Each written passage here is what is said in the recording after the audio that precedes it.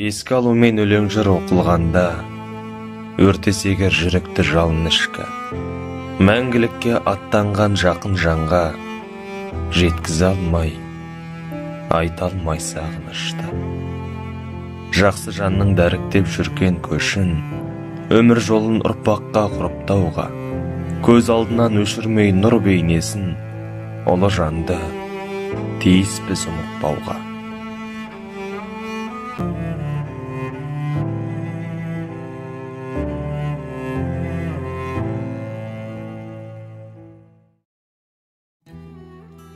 Ноғайбеков Бауыржан Саматұлы 1990-2022 жыл. 1990 жылдың 24 тамызында Шымкент қаласында дүниеге келді. 1992 жылы Шымкент қаласындағы нөмірі 25-ші тұңғыш балабақшасына барып 4 жыл тәрбиеленді.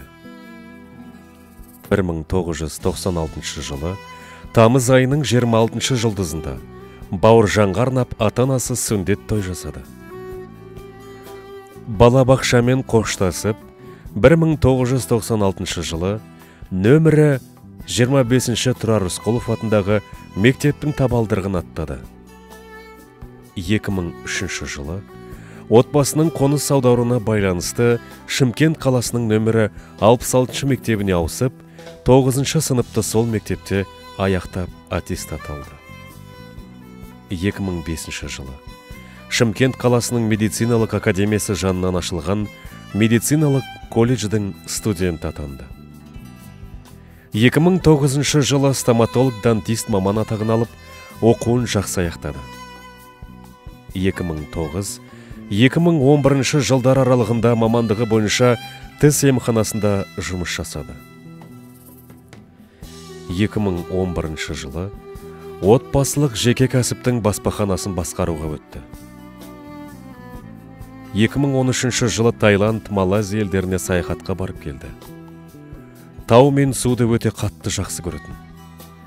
2015 жылы үйінің ауласына үлкен етіп бассейн салып, барлық жиендерін жүзеге өтті. 2018 жылы анасын кіші қажылыққа жіберді. 2015-2023 жылдар аралығында басқа да кәсіптерді игеріп, әр түрлі істі қолға алып, шаруасын дөңгелетті. Соның бірі инкубатор болатын. Бір салғанда 800-900 жұмыртқаны бастырып шығарып, оларды өсіріп сатты. Бұл кәсіпке инкубаторды арнайы Астана қаласына барып, оқып үйреніп келді.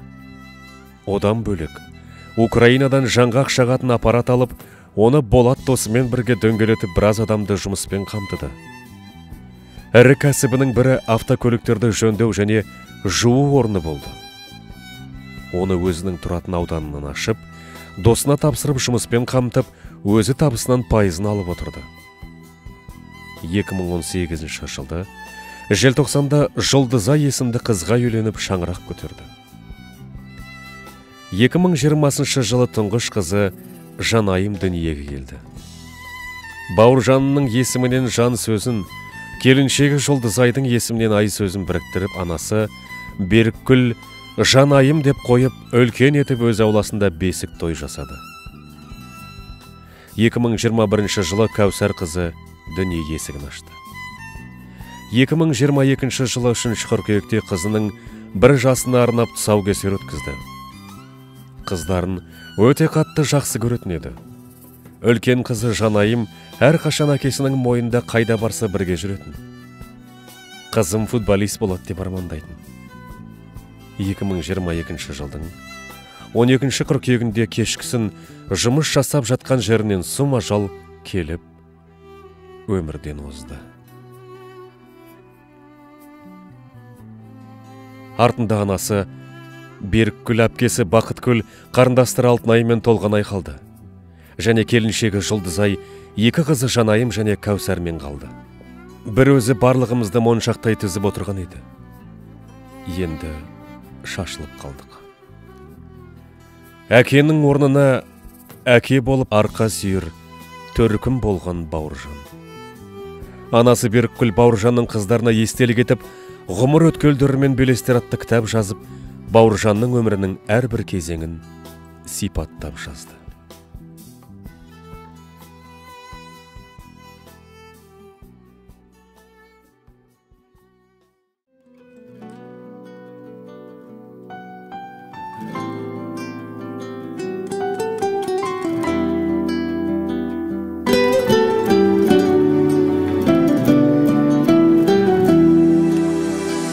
Келмесең де іздеп мейлі, мен осында мекендейін.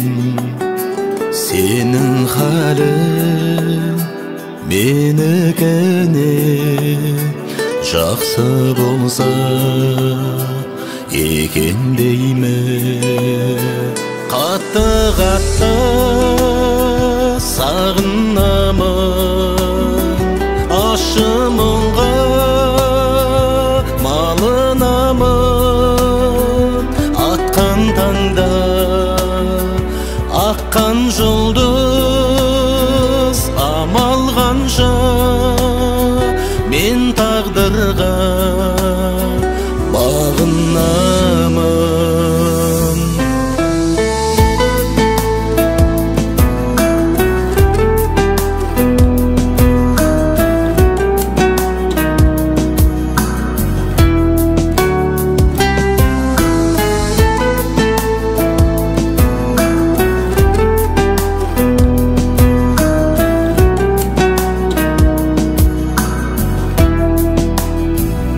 Ескен желмен егіздеймін, көшкен бұлттан сен іздеймін. Күннің көзі шағылыса тереземнен сен іздеймін. Қатты сағынамын, ащы мұңға малынамын. Атқан таңда аққан жұлдыз, амал қанша мен тағдырға бағынамын.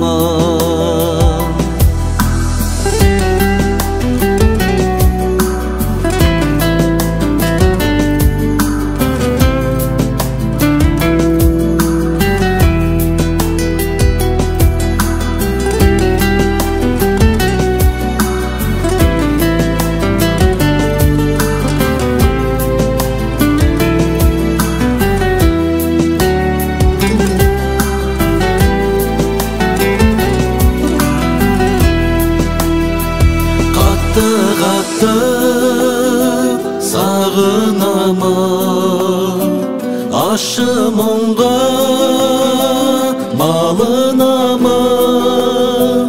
Атқан таңда аққан жұлдыз, амал қанша мен тағдырға бағынамын.